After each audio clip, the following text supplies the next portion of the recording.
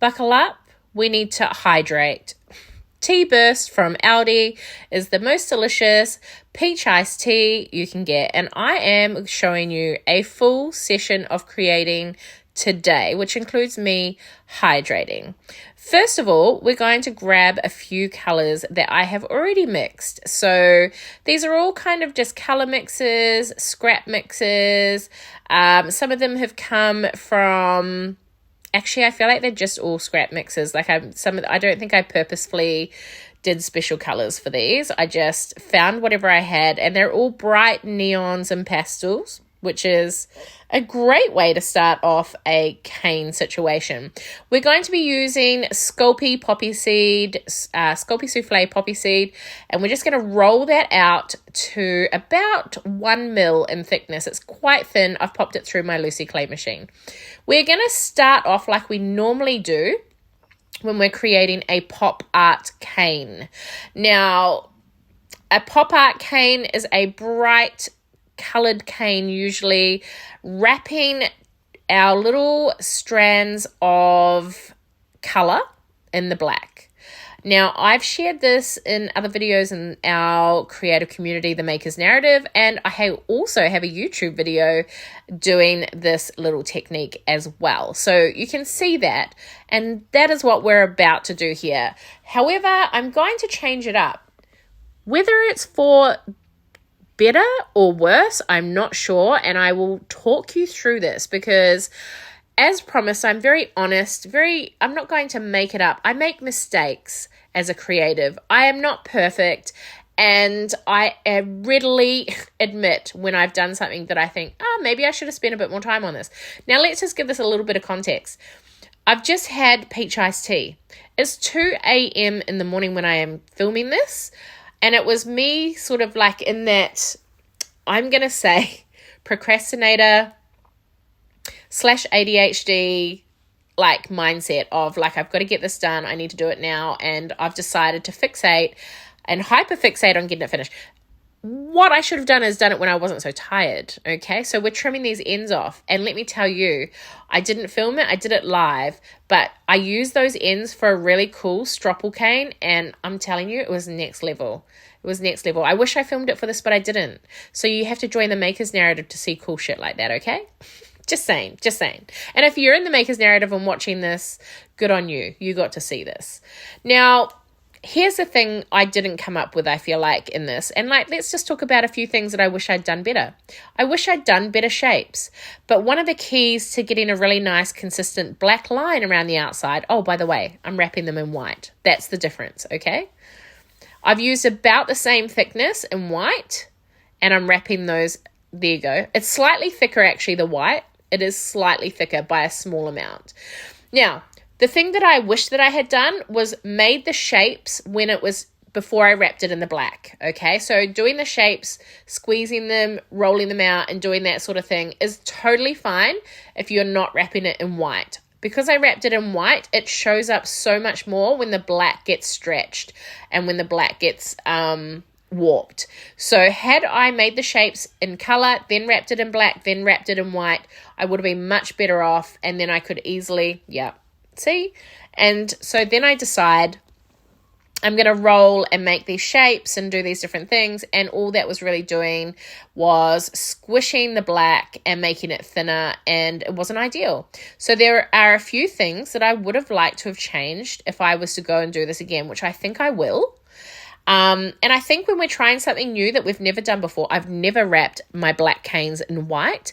So I was thinking there was a few things I probably could have done better, and that was one of them. It would be shaping the actual cane before I wrapped it in the black. And then also probably doing a little bit of space filling. That's what they look like. They look so cute. But you can see already the ones that have been squished and squashed, that the black then becomes inconsistent. And of course, this is me trying to do kind of like my illustrated style with a cane. They are fun colors. They look really cute. It looks really effective like this. And what I would have liked to have done, here's another thing I would have done. I would have got a plain black slab Okay, say 2.5 mil by 3 mil, and I would have sliced off little slices of that, of each of those little canes, and then placed them on the slab. That looks really cool. This, not so much. See this rolling it down? Not ideal. All it does is make the black thinner, which then when I slice it, it's not what I was hoping for. But here's what I do. I fix it using my skill of illustrating, and I make it look sick. So what I shared on social media and what I shared, just on social media, was the before I did what I did with illustrating. So we'll get to see that here in this video. And then I do a whole lot of other stuff. So we'll just see. I can't remember because I filmed this last week. She's just doing the voiceover now because that's the nature of my life. This is fun and it does look really cool. And so the idea was that the black outline would look kind of like I had outlined the design, right? So totally different look from a pop art cane. Definitely going down that sort of more of a cartoony style. Now, all of these little pieces you see me chopping off get used up in all of the things that I'm doing pretty much after this. I'm going to tell you right now that looking at that yellow banana in the middle of my cane is sucking the life out of me, okay? It's sucking the life out of me because I'm so mad that I did that. It doesn't look right. And now all you're going to see is a banana, okay? And that's fine. It is what it is, guys. It is what it is. We're here. I'm looking at it right now going, I hate it. That's literally the thought going through my mind while I'm looking at it now. I know that it looks fun and colorful, but I'm not seeing what I wanted to see, which was a thicker black line. And then I reduce it too much, and then I become very unhappy with it, then it just becomes a squashed mess. Look, I'm not, and I have always said this, I am not a professional cane maker. The traditional makers that make the most amazing, phenomenal, canes are second to none, the most amazing creatives, and very, very skilled makers. I like to piss around with canes, okay? And I like to have a bit of fun with it. Sometimes they're not great, but I learn from that every single time. Now, this mustard color is just a color I mixed up. I don't have a recipe for it, sorry. But it is, I think, just a mix of yellow ochre, and I feel like I put some sort of brown in it, maybe raw sienna or something like that. It's just a bit of a mix. I have got some color recipes. You can check out my website, and there is definitely some amazing mustards in my color recipe collections. But also you can just have a little play, and usually I find yellow mixed with raw sienna or any type of brown works really well. I might have put orange in this one too. I can't remember. Now this is about 2 mil in thickness, that little base, and I've put it through my clay machine. I'm slicing off these tiles, but here's what I do wrong here. They're a little bit too thick. So what happens is when you roll it down, when they're too thick, they squish and squash, and it really doesn't help the overall effect. I'm also getting kind of like a square tile kaleidoscope effect, but without having those patterns matching. One of the things I do is I use my roller to put the joins together, which is actually a trick I learned from my friend Sarah from Winterbloom, and then gently roll it down. Again, when this gets cut, it does look amazing and it looks really cute, but for me, I'm just not loving it. All I can see is yellow bananas that have a really thin line of black around it, and it looks a bit lumpy and bumpy. So when we do this in a pop art style with just the black around the outside, you don't see that. But when you put the white around the outside, it's almost as if you're putting it onto, you're basically highlighting the black. And so that didn't work for me in this case. And I freely admit it. Okay? She's going to do a better version of this. And I feel like I'm going to bring it again. Okay? I'm going to make it better. And I have ideas of how I'm going to do this. Now, so this is what I shared on social media. I shared this part where I laid it out. And they do look fun. Let's be honest, they look fun. But I know the effect that I wanted to get, and I didn't get it. I am making them pop even more by using black components to go with them. And that is actually how I finished them up as well. However, once I cured them and I sanded them and then I acetoned them and cleaned them up and made them look all beautiful, I decided I needed to do something else with them. And that is using my black Posca pen to overhaul them. And you're going to see that later in the video. Right now, though, I'm going to show you, what are we showing in this bit? I'm looking ahead to here thinking, what do we do? All right, this is just showing you that's the cane, and that's what we got. That's the cane, and that's what we got. Now, my favorite shape at the moment is this little puddle shape, and that has come from Claytime Tools for that shape cutter. They make the most beautiful organic shapes, and it's like one of my favorites. Now, I used the little leftovers from that cane and stuck it together without a base. I'm just showing you, if you've cut it freely and you don't have a fancy like slicing tool, you can just use your blade to even out any lumps and bumps or any places where it doesn't match perfectly, so that when you roll it down, it's a lot smoother. See how I'm just making it more even? It's a little bit hard to tell, but basically all those slices look like they're different sizes. Then we're going to roll down. Oh, I'm being very aggressive here. Very aggressive. I think this one here I've done as a kind of a kaleidoscope style, so you can see the pattern is running to is all matching. It's just all on how I've laid it out. And you know what I do? I use this and make myself like a coaster. I'm not kidding. I put my drink on it. So my peach iced tea now sits on my really ugly cane kaleidoscope situation, and I'm okay with that. You know what I'm not okay with? The banana. No, I'm kidding. But basically, I've just used a little bit of this leftover cane, and then look what I did. She sliced the whole base off. Get rid of it. That's what blades are for. Guys, it's a literal shit show. But we're here. We're going to enjoy it. We're watching Cherie create something at 2 a.m. in the morning. And yeah, I don't even know if I show cutting that out, so sorry. Now, this here is just a whole lot of chopped up pieces all put together in what I like to call a smushy scrap cane. And funnily enough, there's quite a big argument out there that it's not considered a cane. It's a log because the pattern doesn't run the same through the center. I beg to differ. I feel like terminology evolves, and I believe that my canes have a similar pattern running through the center, but sometimes I like to cut down the side of my cane anyway. And actually it truly does look like a very colorful log, and it looks like wood grain patterns but psychedelic colors. Like, what are we doing here? No. Yeah, so I prefer to call my smushy scrap canes, or canes that I make using scrap clay. I usually call them like smushy scrap canes or squishy scrap canes or contemporary canes. I am okay with it being called a cane, and I will not call them logs because it just sounds... I don't like the sound of that, okay? Even though it does look a little bit like a log pattern, we're not calling it logs, okay?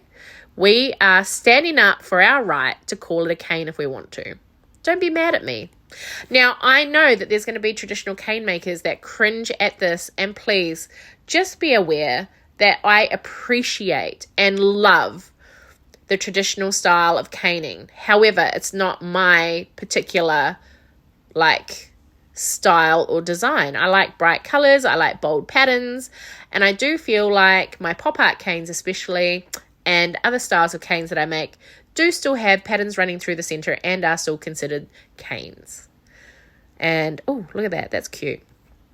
Also, there's another cane that I love, and I definitely want you to go and look it up. It's called a stropple cane, and it was developed by an amazing maker who it's named after, and it is a way of using your scraps or leftovers in what they call a stropple cane, and it is not a consistent pattern that runs through it, so technically it's still called a cane, and I do feel that if we want to call it a cane, we can. Okay, maybe this one's not going to make it to YouTube because I feel like the amount of I was going to say the amount of like a lash, like what do you call it? Like clap back. Could be bad. Anyway, I'm playing around here now. We're on a whole nother level. We're going down the Bloomcore path, which is a type of layered design that I like to call Bloomcore, which is where I make some cute shapes out of whatever, like scrap clay, whatever I've done there. What do we want to call that? Our wood grain pattern from our colourful log. So basically I make a shape look like a vase, and then I add some really cute floral inspired shapes because I do not garden. I do not like plants. I kill them, unfortunately.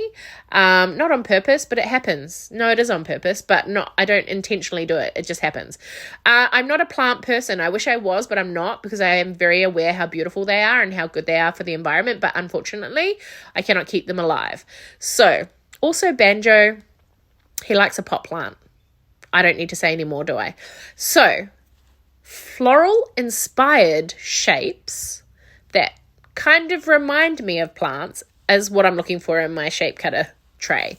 And what I do is I layer them, and then I will sometimes do a very thin base, but in this case I'm putting specific shapes over top which connects the clay. And if I feel like once I've cured it that it's not strong enough, I will rebake with a thin base underneath it, cut it out so that it has kind of like a little bit of a border.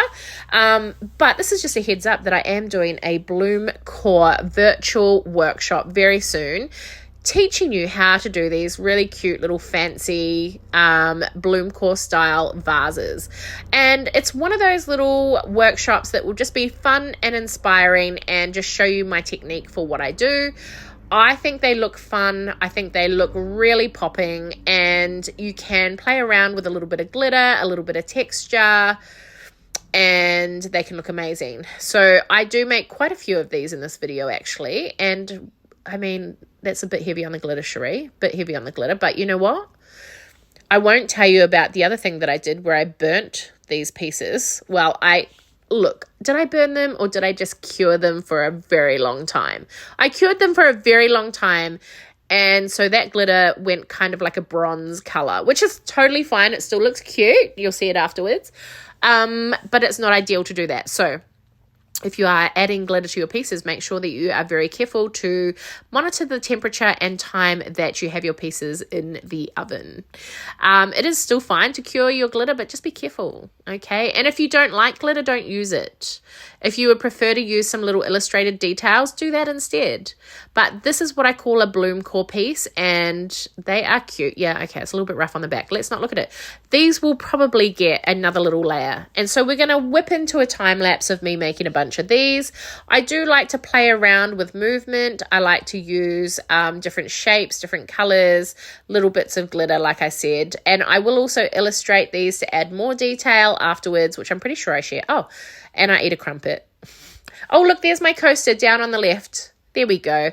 This is after I've cured. You can see that the glitter has gone a tiny, tiny little bit bronzy colored, and you can see also the strength because I've overlapped the layers. The strength is there, my friends. Clay is amazing. If you layer it over or you stick it close to each other, it's stuck together for life. Those ones are really cute, and those little lumpy strands going up, I don't know what they're meant to represent, but it's cute, right? So I'm sure there's heart-shaped flowers, right?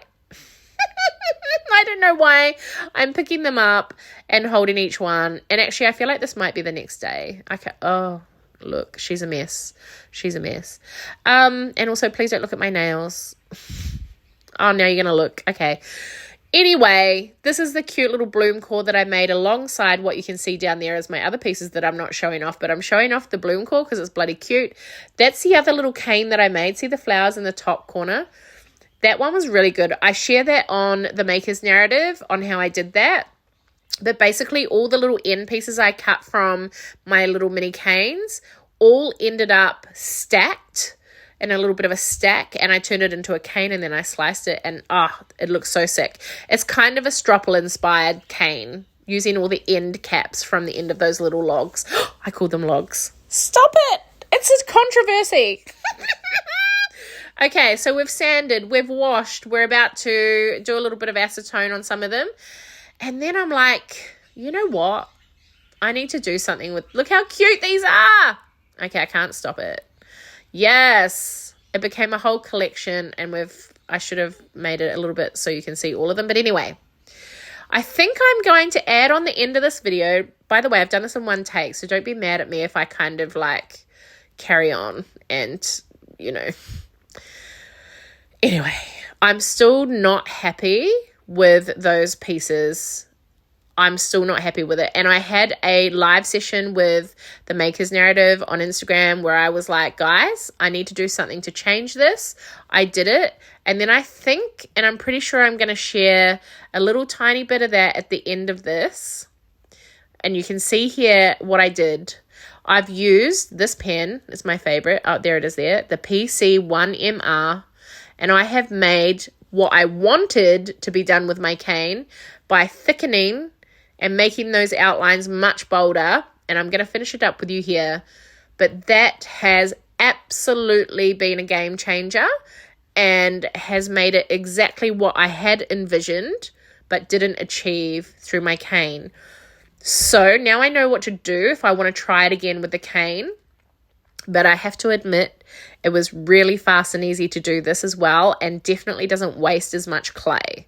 So you can choose whether you want to go ahead and make a cane situation and use all that clay and have to then get rid of a whole lot of scraps, or you can do a hand cut method and outline it to get a bold effect like you wanted from the cane. So tell me, are you the one making the cane? Or are you the one illustrating your hand-cut shapes? Because I think I'm illustrating my hand-cut shapes, but I am going to redeem that cane and do it again in the future because it was fun. I hope you enjoyed this. Bye!